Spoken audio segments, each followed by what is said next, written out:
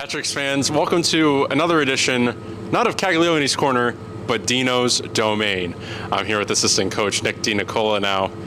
Nick, as Lenny is out in Michigan this week for top prospects, from your point of view, it was a rough weekend in Maine, but tell us what some of the positives were that you kind of took away from it. Yeah, I think wins and losses, it was tough, but we were very pleased with how we played that second night on Friday. We played with a lot more jam. We threw a couple different systems at Maine mid-game. We kind of changed some things up after game one, and they did have some difficulties with that.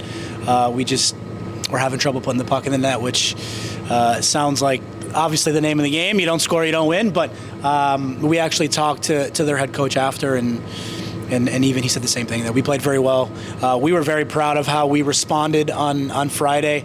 Unfortunately, we just fell short, obviously. But Thursday wasn't our game. It wasn't our night. Obviously, the score showed that. So we had a lot of things to cover. So obviously, we hit the reset button after that. But all in all, I mean, point-wise, yes, not a very good weekend, but we're hoping to take how we played Friday night into this weekend here against Jersey. And looking back on that series, we went against a pretty tough tandem so far in the league with Richardson and Della Russo. Was that something that was a focal point during film into that series? Yeah, 100%. We knew their goaltending was very good. We try to get in their cage pretty early, get in front of them, kind of create some mayhem early, and you got to tip your cap sometimes. And both of them played very well. Especially, obviously, he posted a shutout night two. So. With Richardson. So, yeah, we knew that was a point of emphasis going in the weekend, that they're obviously Del Russo's back. He was there initially. Yeah. So I'm sure that they had a little spark with that, him being one of his first game, or what I think maybe his first game back with them. It was first game back. Yeah. So we knew that there was going to be some juice with that, and it's exactly what they brought. So. And now we're heading into our final series matchup with the Titans, which is another one that we haven't really found much of the winning side yet. Part of that being attributed to their goaltending with Austin McNicholas. Yep. This week, is that something you're putting the emphasis on, or is that more of a widespread thing? Because they're able to kind of work that puck loosely. Yeah, I mean, they're a good team, top to bottom. They're very skilled. They got guys who can put the puck in the back of the net.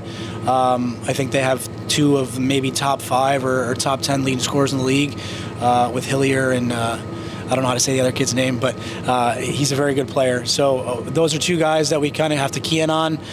Their power play, I think at one point was best in the league. It might still be. So that's a point of emphasis for us too. We got to be very good on the kill, and if we can be more simple than that, just stay out of the box, and we give ourselves a better chance to win. So those are kind of the two main keys of this weekend for sure.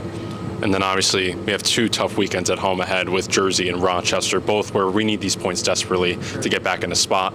What's kind of the plan? What's the motive in the room for getting back into that 6th seed?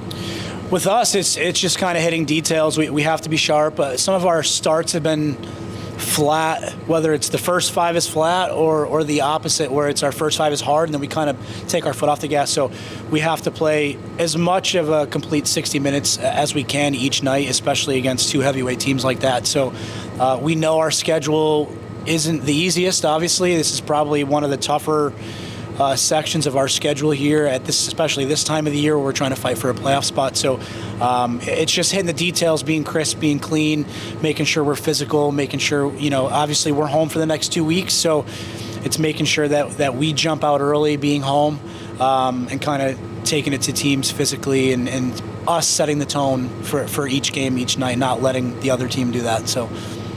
And lastly, to top things off, on Friday, it'll be Pierre Larocque's 100th game in the North American Hockey League, all with the hat tricks. Do you have any words for Pierre? Yeah, I mean, he's a staple for us as a team, and especially as our decor. He's got a letter on his jersey.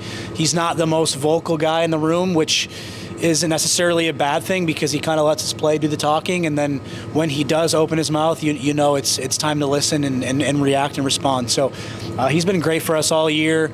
It's been a pleasure having him on our roster and in that room, and kind of guiding some of the younger rookies that we have, and even some of the younger vets that we have as well. So he's a great character guy. He's a great leader. He's a great hockey player, and he's going to play a lot more hockey in the future. So. Sounds good. And fans, you can catch all the action this weekend here from the Danbury Ice Arena or stream it live on NATV Friday, February 21st at 7 p.m. and Saturday, February 22nd at 3 p.m. Dino, thank you for your time today. Thank you. Appreciate it.